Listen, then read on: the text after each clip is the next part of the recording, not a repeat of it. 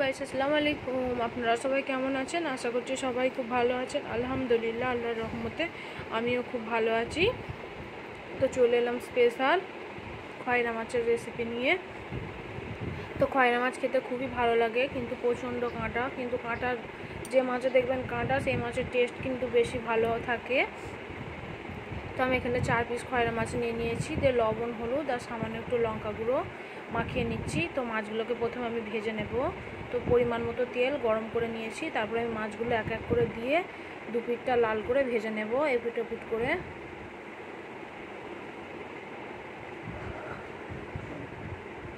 তো আমি আজকে খয়রা মাছের হাতে মাখা চচ্চড়ি করব। খুবই ভালো লাগে খেতে এইভাবে চচ্চড়ি করলে।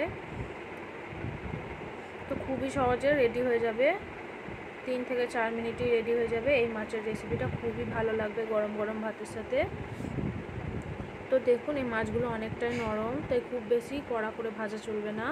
তো আমি এখানে পেঁয়াজ কুচি নিয়ে নিয়েছি আর 4টে নিয়ে নিয়েছি কাঁচা লঙ্কা, 1 চামচ পরিমাণ সমস্ত মশলা নিয়ে নিয়েছি।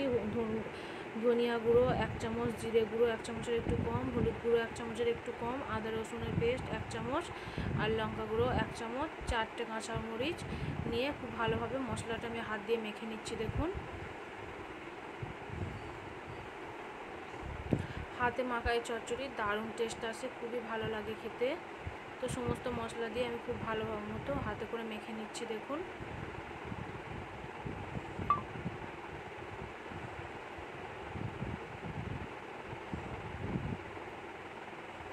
তো খুব ভালোভাবে মেখে নিচ্ছি।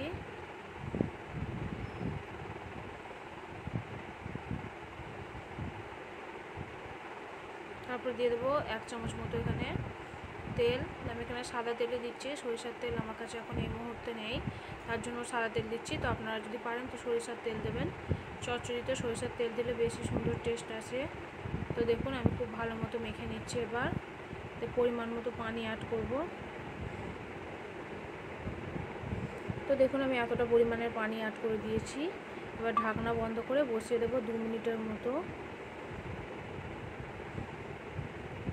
তো 2 মিনিট পরে আমি ফিরে আসছি। দেখুন, মাছের পেঁয়াজটা খুব সুন্দরভাবে সিদ্ধ হয়ে গেছে। তো আমি একবার খুব ভালো মতো নাড়াচাড়া করে নিচ্ছি। দেখুন, তো খুব ভালোভাবে সিদ্ধ হয়ে গেছে। তো আমি একটু ভালোভাবে খুন্তির সাহায্যে নাড়াচাড়া করে নিচ্ছি।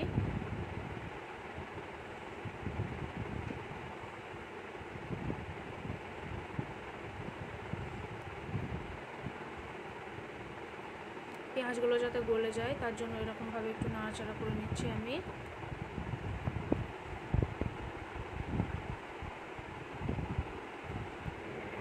তো খুব ভালোভাবে নাড়াচাড়া করে নিয়েছি। তো অল্প আমি এখানে একটু পানি অ্যাড করব।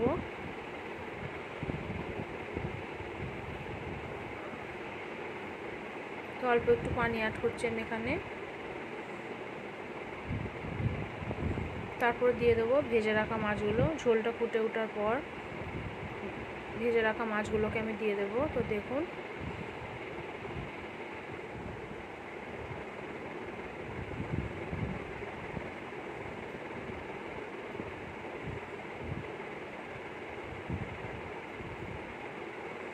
তো মাছগুলোকে দিয়ে আমি একটু ঢাকনা বন্ধ করে একেবারে শুকনো শুকনো করে আমি চচ্চড়িটা বানিয়ে নেব। তো এরকমভাবে পুরো চচ্চড়ি করলে দারুণ লাগবে টেস্টটা। তো কার কার এরকম সামুদ্রিক মাছ চচ্চড়ি করে খেতে ভালো লাগে অবশ্যই কিন্তু লাইক কমেন্ট করে জানাবেন।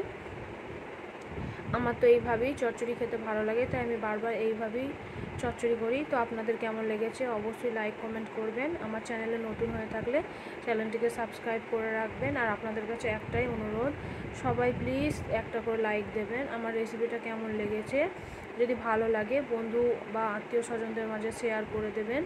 লাইক কমেন্ট করতে একদমই ভুলবেন না। আর আপনারা এই রেসিপিটা অবশ্যই একবার বানিয়ে দেখতে পারেন, খুবই ভালো লাগবে খেতে।